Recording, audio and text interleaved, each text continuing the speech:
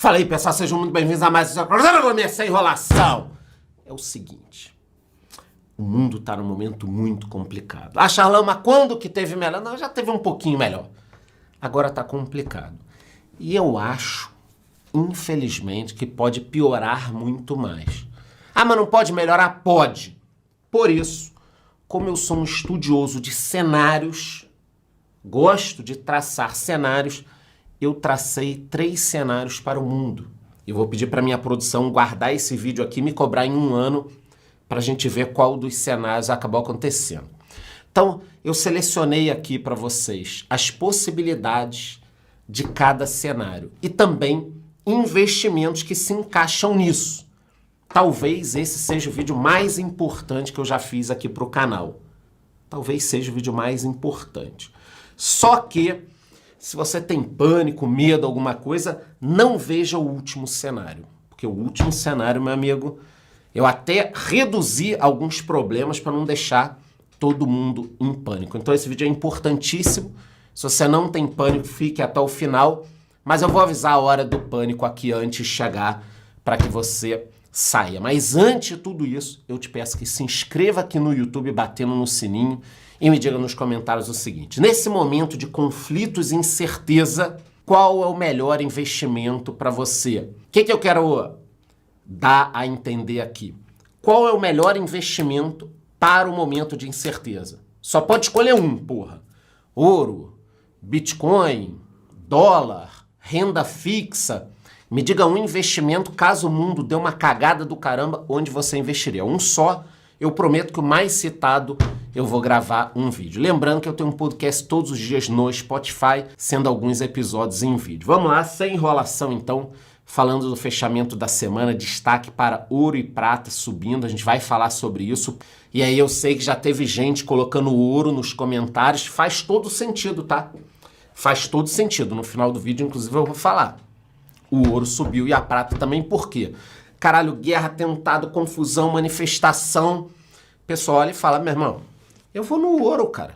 Tá funcionando há 5.000 anos, por que não vai continuar funcionando? Então o ouro subiu. A gente vai falar mais sobre isso. A bolsa perdeu o volume por aqui, mas aí também tem que entender que com essa confusão toda, juros subindo nos Estados Unidos, isso já era esperado. Fechou nos 115 mil pontos, Ibovespa quase 116 mil pontos. Lembrando que as últimas semanas foram de muita volatilidade, bateu lá nos 113 e depois voltou. Não é um problema só aqui do Brasil. Ah, então você tá feliz com Lula? Não é isso, com Haddad, nada disso, gente, pelo amor de Deus. Eu não tô nem feliz nem puto. Até acho que estão fazendo muita cagada, porque eu já conversei com vocês que eu não vejo um crescimento de longo prazo. O Brasil deve até crescer mais que o esperado esse ano. Mas a gente não tem um plano. Qual o plano do Brasil? Qual o plano? Me fala aí. Ferrovias, rodovias, portos, aeroportos, novas indústrias. Não tem plano. E sem plano, não vai ter resultado. Aí a gente vai navegando, dá um voo de galinha, aí desce, desce. Porque não tem plano e nunca teve. Esse é o grande problema. Em relação ao dólar, operou em alta essa semana, um pouco por culpa dos Estados Unidos, as outras moedas também subiram aqui, o dólar deu uma disparada, depois recuou, voltando para 5,08. Muita gente já fala, porra, que tem chance de chegar em 6 nesse próximo ciclo de alta. Eu acho que pode chegar até em mais. Vocês vão entender isso no cenário. O Bitcoin tá ali batendo nos 27 mil dólares, quase, bate ali, recua um pouquinho. Muita gente animada com a possibilidade de novos ETFs, e isso aí acabou animando o mercado. Só que eu já expliquei 1000 vezes para vocês aqui. Como é que funciona a cripto? Eu já peguei 3 ciclos de alta. Quando o mercado tá em alta, pá, no ciclo, sai uma notícia dessa, sobe. Sai uma notícia de proibição de Bitcoin, sobe. Sai uma notícia que o Bitcoin pode acabar, sobe. Por quê? Mercado de alta. Mercado lateral. Sai uma notícia boa, nada. Sai uma notícia ruim, nada. E mercado de baixa? Cara, mercado de baixa, sai uma notícia boa, cai, uma notícia média, cai, uma notícia ruim, cai pra caralho. Então, o Bitcoin tem esse comportamento. Às vezes a gente fica pensando assim, caralho, vai sair uma notícia e ele vai disparar. Não dispara. É o momentum. De todos os ativos que eu já acompanhei, o Bitcoin é o que tem esse comportamento mais firme. O mercado dita o comportamento das notícias e não o contrário. É muito louco. Porque eu vou dar um exemplo aqui, para que vocês entendam. Saiu essa notícia aqui, ETF, Bitcoin e tal. Não se mexeu muito. De repente vai subir um pouquinho para 30 mil e tal. Ok. Saiu uma notícia, vou dar um exemplo aqui, que a Tesla vai lançar um telefone ligado ao satélite, não sei o que eu já falei 1000 vezes que pode acontecer, já falei isso há anos. A Tesla vai disparar. Por quê? Porque eles vão fazer conta, porra, isso aqui vai entrar, vai ter um lucro de tanta margem a isso, o cara vai cobrar papapá, vai ter mais tantos bilhões ou trilhões de lucro, tá aqui. Então, em vários ativos a gente consegue quantificar, fazer conta. No Bitcoin não. Então vai todo mundo no momento. Eu acho isso ruim? Meu irmão, eu não estou preocupado em achar, eu quero ganhar dinheiro. Então, quando começar, eu vou, tá? Mas estou acumulando também. Destaques da semana para que eu trace os cenários para vocês. Agora é importante que você preste atenção em relação ao Brasil. Os juros do rotativo já ultrapassa 1000% ao ano. Cara, 1000% é coisa, né? É muita coisa. E aí o brasileiro está super endividado. Inclusive, eu falei isso no meu podcast essa semana. Mais de 70% das famílias com problema, 30% das famílias com problema mais sério, juros passando de 1000, no rotativo é 400%, estão discutindo agora ir para 100. E qual o problema das pessoas endividadas? Elas ficam rolando, aquilo ali não tem grana para comprar outras coisas. E aí a economia não gira, porque elas não têm dinheiro. Então os bancos estão ganhando muito? Também não. Porque chega um ponto que o juro é tão alto que ele serve para cobrir quem não está pagando. Vocês já vão entender. Qual a inadimplência do cartão de crédito no Brasil? Chega a 49%. Então, metade não está pagando direito. Metade. E aí o banco também não tem lucro. Mas ele ganha 1000, metade não paga. Ele não ganha 1000 de todo mundo. Quer dizer, até deve estar ganhando, mas não ganha 1000 de todo mundo. Então, cara, tá ruim para todo mundo em relação a isso. O juro alto é ruim para todo mundo, menos para quem tem muito dinheiro. Pro resto é uma merda, pro país, para as pessoas, mas é um remédio amargo para a inflação não disparar. Olha o que está acontecendo na Argentina também. Então, no Brasil, a gente tem esse destaque do juro alto, mas a previsão de crescimento está melhorando. Eu falei com vocês no início desse vídeo, a perspectiva é melhor, mas no longo prazo ela não é tão boa. O que pode atrapalhar sempre é a inflação. Então, o IPCA subiu, mas ficou abaixo do esperado. A gente tem visto aqui um crescimento, eu botei aqui o gráfico, ó, tá? O Biruliro e o Nine aqui. A gente teve uma queda ano passado da inflação, depois uma altinha, uma queda de novo e agora uma alta. Deixa eu botar um outro gráfico aqui, pronto. Agora fica mais fácil a trajetória da inflação. Então vocês estão vendo? Foi ali em quase 12% ano passado, efeito da guerra e da pandemia ainda, depois veio despencando, chegou a 3,2% e agora já está em 5,2%. Charlão, tá querendo assustar a gente? Calma, nem chegou na hora do susto ainda do vídeo. Eu vou assustar muito mais. Se prepara. Tá com teu café da manhã aí, se prepara. Por quê? A inflação tava caindo, com essa porrada do juro, aí, e agora começou a subir. Talvez não suba muito. Se subir muito, ferrou. O que pode fazer uma alta absurda dessa? O petróleo. Aí cagou. Se o petróleo passar de $100, o buraco é muito mais embaixo, tá? Mas a gente tem visto a inflação subir um pouquinho. Eu vou avisar para vocês em tempo real aqui, bata no sininho e escute o meu podcast. Porque o problema dessa inflação subindo é esse daqui. A Selic caiu já 2 vezes, deve cair mais uma. Mas será que vai chegar lá nos 8%, por exemplo? A Selic precisa cair. As empresas não estão aguentando. Por isso você está vendo aí Via, Magalu, todo mundo fudido. As empresas não estão aguentando. Ninguém aguenta rolar essas dívidas aí com um juro absurdo. Só que como é que você vai baixar o juro se a inflação está subindo? Então, nós estamos com um problema. E aqui no Brasil também, a gente está sempre querendo confusão. Teve a notícia aí que a justiça obrigou a Rappi a contratar todos os entregadores como CLT. Calma, eles podem recorrer, tem essa briga toda, já aconteceu com o Uber, mas, caralho, eu tô aqui falando com vocês que o Brasil precisa de ferrovia, rodovia, indústria, melhorar, avançar. Cara, e a justiça, o governo, eles ficam voltando para trás, querendo discutir coisas que não vão mudar nada. Vão mudar nada. Você quer melhorar a vida dessa galera aqui, do Uber, Rappi? Tira a burocracia. Tenta ajudar uma parceria com empresas de seguro, de previdência. Porra, vamos melhorar a vida da galera, não atrasar, entendeu? Mas ninguém tá nem aí, cara. Ninguém tá nem aí. Em relação ao mundo, para que eu possa traçar os cenários para vocês, obviamente a gente vai começar pelos Estados Unidos, que ainda é a maior economia do mundo, só que a inflação lá, que tem o CPI e o PPI, CPI, inflação ao consumidor, e PPI, inflação ao produtor. A inflação ao consumidor subiu 0,4%, acima do esperado, e a inflação ao produtor subiu 0,5%, também acima do esperado. Então, olha o que eu estou trazendo para vocês. Não é o tema do vídeo, mas eu mostrei. A inflação brasileira subiu. Abaixo do esperado, mas está subindo. Subindo. Inflação nos Estados Unidos. Acima do esperado para o consumidor, acima do esperado para o produtor. Tudo bem, a gente pode ver aqui que está em 3,7, muito abaixo do pico de 9,1. Mas está subindo. Esse é o grande problema. E tá todo mundo com juro alto pra cacete. Então, olha o perigo aqui. E volto a falar com vocês. Não estou querendo te assustar ainda, tá? A parte do susto é no final.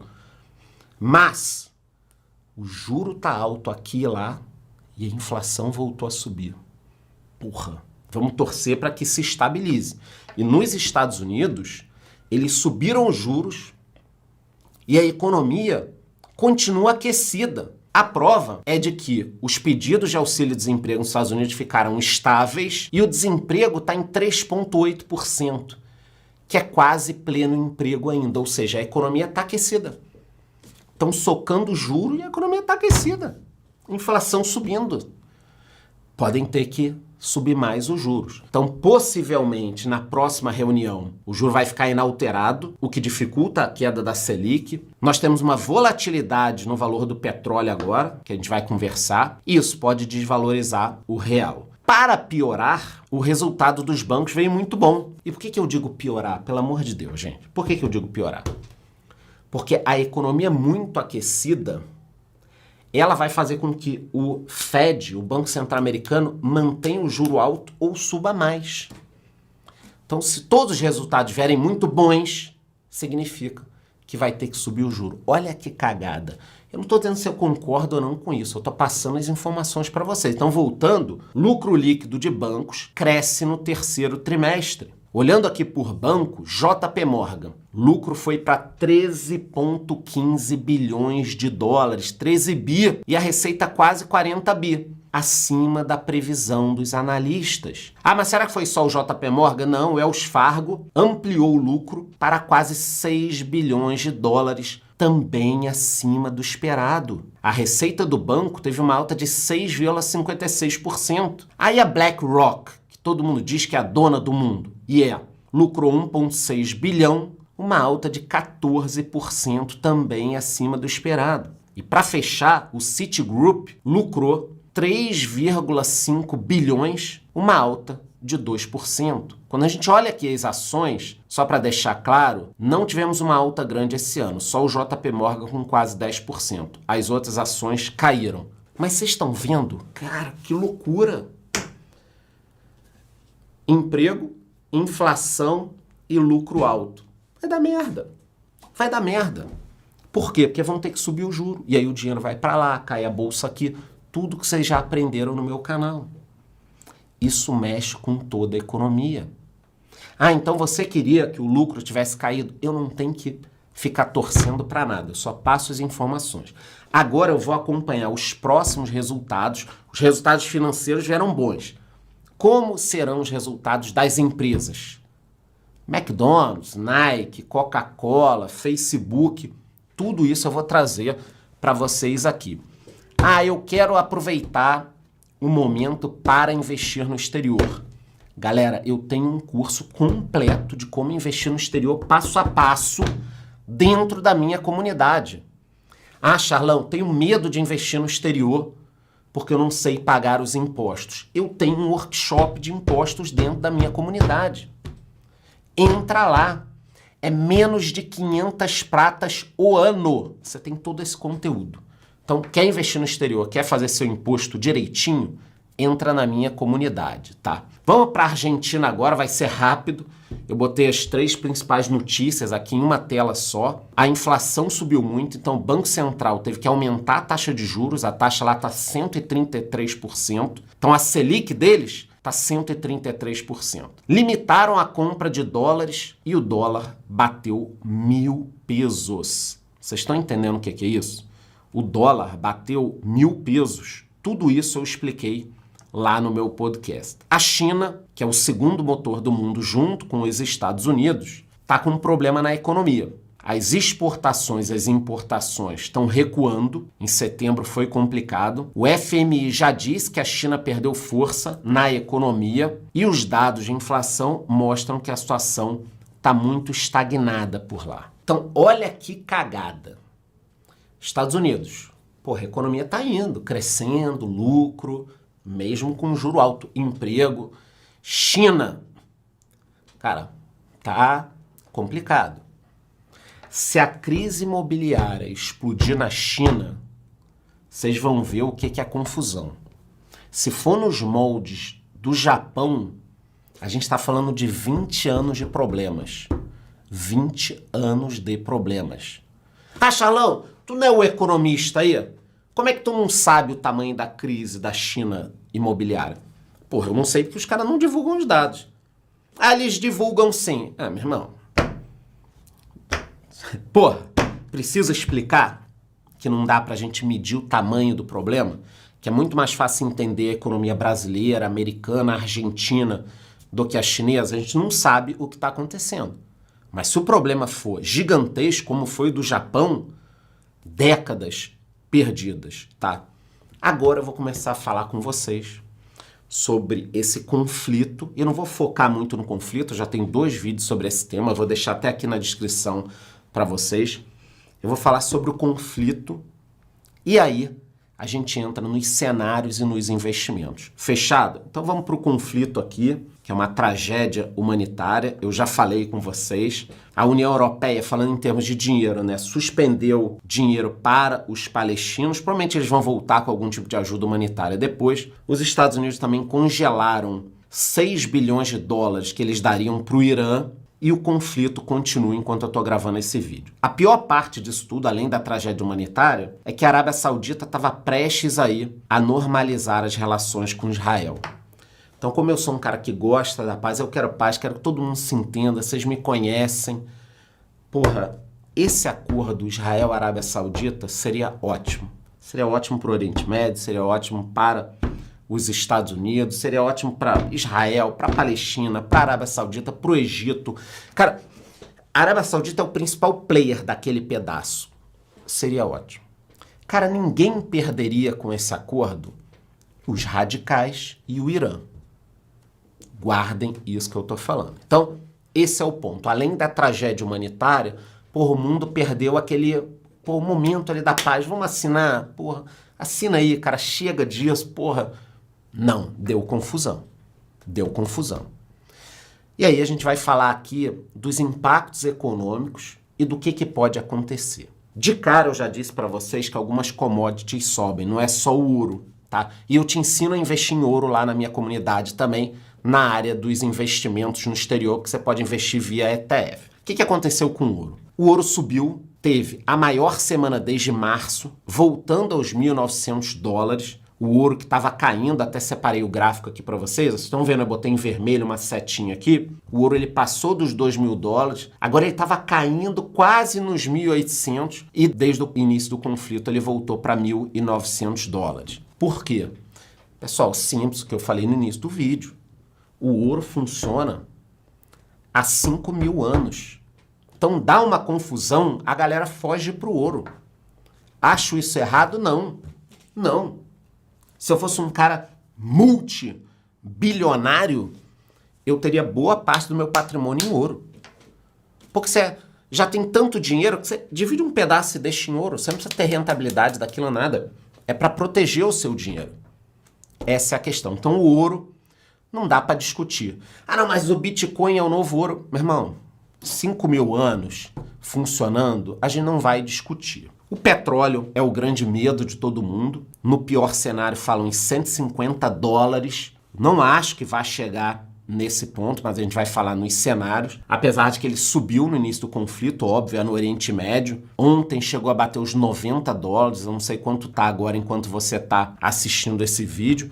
E eu o tempo inteiro falo com vocês. O Brasil tá desperdiçando uma oportunidade enorme, enorme, de tirar petróleo lá em cima. Ah, mas é a Amazônia, ali perto, pode ir para dentro, a Foz e tal. A Guiana está tirando. Eu sou favorável à exploração com todos os cuidados do mundo, obviamente, mas não faz sentido. Se a gente já sabe que em 2050, 2070, o consumo vai ser muito menor e aí o preço vai cair, não faz sentido a gente deixar, sei lá, 15 bilhões de barris no solo com 33 milhões de brasileiros passando fome.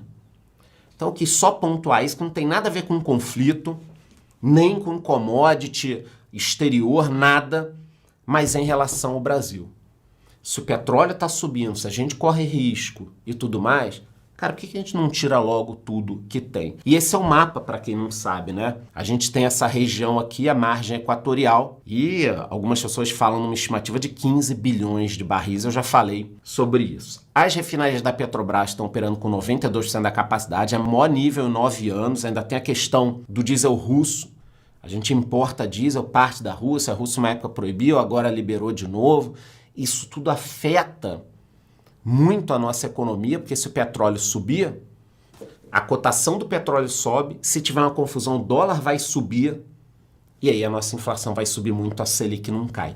Tá tudo conectado. Inclusive, nós ainda estamos com uma defasagem no diesel, de resto, a princípio, está tudo bem, tá? Um outro ponto importante, e aí depois eu vou começar com os cenários, é que esse novo BRICS, juntando a Arábia Saudita, Irã, Argentina, África do Sul, juntando todo mundo, ele provavelmente terá quase metade do petróleo mundial, tá? O gráfico aqui, para vocês perceberem, Rússia, Arábia Saudita, China, Brasil, Emirados Árabes, Irã, juntando todo mundo, a gente está falando de quase metade do petróleo mundial. Sendo que Rússia, Irã e Arábia Saudita, se sentarem na mesa, o petróleo vai a $100. Se eles quiserem, vai a $100, mas assim, ó, assim, muito rapidamente. E isso deixa todo mundo preocupado.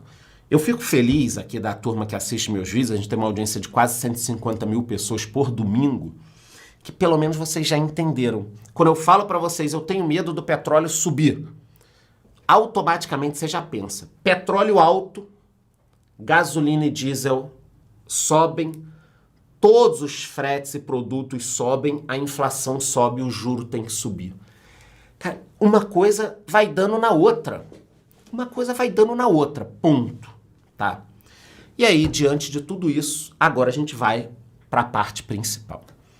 Eu tracei 3 cenários para o mundo e depois eu vou falar sobre alguns investimentos. Vai ser tudo rápido, tá? Um cenário tá aí otimista, um realista e outro pessimista. Então, eu vou falar um negócio para vocês. Desde que eu comecei a gravar os vídeos no YouTube, eu não tive tão preocupado com o mundo. Tô falando no final porque eu sei que muita gente já saiu do vídeo aqui. Ah, mas e a pandemia? Não, tudo bem, mas a pandemia, o ser humano já enfrentou várias vezes. Eu até achei que a vacina fosse sair antes e tal.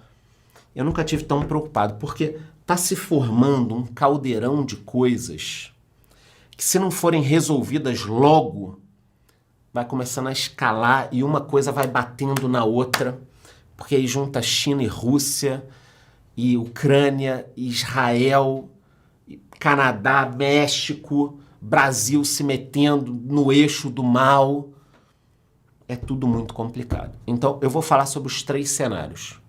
O último seria desastroso, talvez nem tenhamos mais os vídeos de domingo aqui se acontecer. No meu cenário otimista, número 1, o que pode acontecer com o mundo aqui? O fim do conflito, Israel-Hamas, com um cessar-fogo logo, intermediação de outros países. Em relação aos Estados Unidos, um pouso suave da economia e o fim do ciclo da alta de juros. A China ter um aquecimento da economia, que está muito fraca. Em relação à Rússia, o fim da guerra na Ucrânia.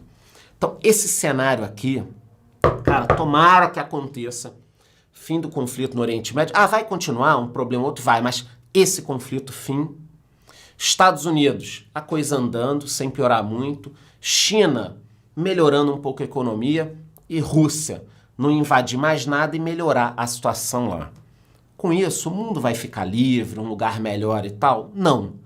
Mas não vai piorar tanto. Esse é meu cenário otimista. Porque melhora mesmo, a economia mundial bombar e tal. Cara, pode esquecer. A gente até pensava antes, pô, quando acabar a pandemia, o mundo vai bombar, vai ser uma era de prosperidade, 10 anos de crescimento. Ó, meu irmão, aqui. Então, o cenário mais otimista é não dar muita merda. E o cenário realista, Charlão? Bom, então vamos lá. Tá aí, já marquei até em amarelo, vai ficando depois o vermelho. O cenário realista em relação à guerra Israel-Hamas é um período longo, mas só com Israel e Hamas, sem outros players, tá? Nos Estados Unidos a gente pode ter uma recessão e mais um aumento dos juros. Na China, também uma recessão, mas sem grandes problemas. E a Rússia segue a guerra Rússia-Ucrânia. Então guardem essa imagem, porque a tendência do mundo é essa daqui. Por isso que eu botei um cenário realista, sem ficar de sonho. É isso aqui. A gente vai trabalhar com isso. O conflito vai continuar no Oriente Médio, os Estados Unidos vai aumentar o juro uma vez, uma recessãozinha na China, e a Rússia aqui, ó, vai ficar lá, não vai sair da Ucrânia. Esse é o cenário realista, que é péssimo. É péssimo. Como que o mundo vai crescer assim? Não vai. Esse é o cenário realista. Agora, eu vou falar o cenário pessimista e onde eu investiria o meu dinheiro. Se preparem para o cenário pessimista, que eu torço para que não aconteça. Em relação à guerra, Israel-Hamas, novos players entrando, Hezbollah, Líbano, Irã. Se aqueles países se juntarem e atacarem Israel, Israel pode acabar? Nunca. Nunca vai acabar. Tem 50 ogivas nucleares lá. Não vai acabar. O último cara vai estar com o dedo no botão. Mas essa guerra pode ganhar proporções absurdas. Então, esse é um cenário muito pessimista. Não acho até que esse cenário vai acontecer, mas a gente tem que trabalhar com a possibilidade. Olha como é que está o mundo. Quem diria que aconteceria essa barbaridade que aconteceu? Quem diria que a Rússia invadiria a Ucrânia? Então, em relação ao conflito, é esse. Em relação aos Estados Unidos, uma recessão e a entrada de tropas americanas ou em Israel ou na Ucrânia para entrar na guerra, arrastando os Estados Unidos para uma guerra em solo, com homens americanos. Na China, uma recessão e invasão a Taiwan. Pô, Charlão meteu outra invasão? Cara, para pensar. Essa geração de chineses, desde que a gente está pensando aqui o mundo, nos últimos 10 anos, teve algum momento melhor para a China invadir Taiwan? Porque para o chinês, eu entendo, eu não vou discutir aqui geopolítica chinesa. Para o chinês, Taiwan é da China. Então ele já sabe que nos próximos 200 anos ele vai tomar. Só que a Rússia está em guerra com a Ucrânia. E aí a Europa está ali olhando, mandando arma, tal, está focada ali, fora os problemas internos da Europa. Estados Unidos estão ajudando a Ucrânia e agora já mandaram 2 porta-aviões ali para perto de Israel. Pode ir para a guerra, ser arrastado para dentro de uma guerra. A China olha para um lado, olha para o outro, fala, cara, tá todo mundo ocupado. Será que se eu invadir agora não tem uma janela de oportunidade? A gente não pode descartar que os caras pensam isso. Volto a falar da Ucrânia. Quem imaginou que a Rússia invade a Ucrânia? Quem imaginou? Então, eu estou colocando um cenário mais pessimista. Não quero que ninguém fique assim, pô, Charlão tá vendendo susto. Não, eu tracei 3 cenários. O primeiro foi lindo, um passeio no parque. Mas vamos pensar, se eu fosse a China, não é o momento ideal? Olha para um lado, olha para o outro. Estados Unidos está lá, preocupado com Israel e Ucrânia, Rússia já invadiu não sei quem, aqui Europa também, Japão tá com seus problemas de perder população. Cara, olhou para um lado, olhou para o outro, meu irmão, vai. Esse é o grande problema. E para terminar aqui, o cenário pessimista, o grande trem fantasma do vídeo, a guerra na Ucrânia e novos frontes. Então, se a Rússia invade outro país, a Charlão não vai acontecer. Cara, 2023, tudo que a gente está vendo, dá para falar que não vai acontecer alguma coisa agora? Se parar um disco voador aqui, sair um alienígena com a camisa do Vasco, eu não vou achar estranho. Eu já vou achar, cara, receba, né?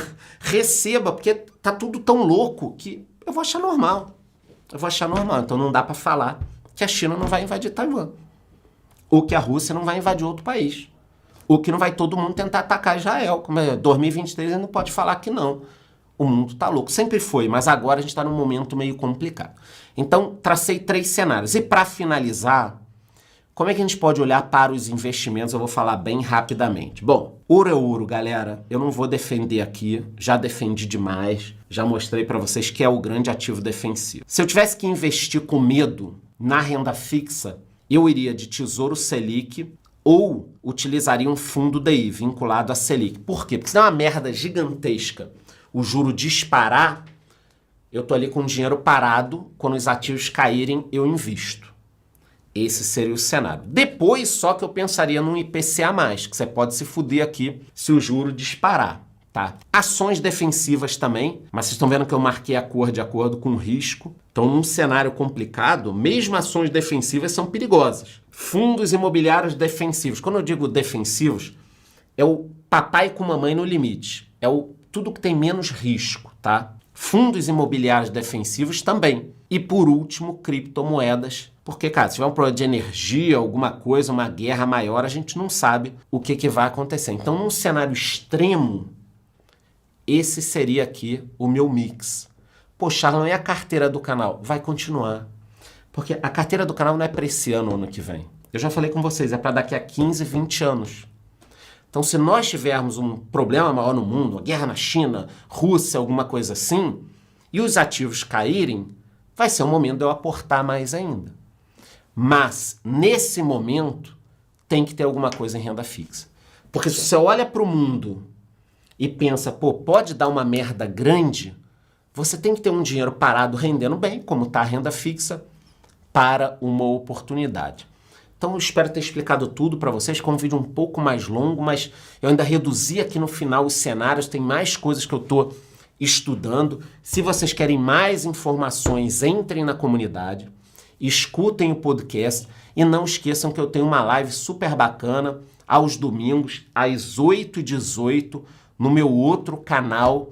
Então falei com vocês sobre tudo, não quero assustar ninguém, mas também não quero deixar ninguém tranquilo, não. Quem tá tranquilo não tá entendendo nada, tá? Então falei sobre tudo isso e antes de ir embora eu te peço 2 coisas, que você se inscreva aqui no YouTube batendo no sininho e me diga aí nos comentários agora que eu expliquei tudo.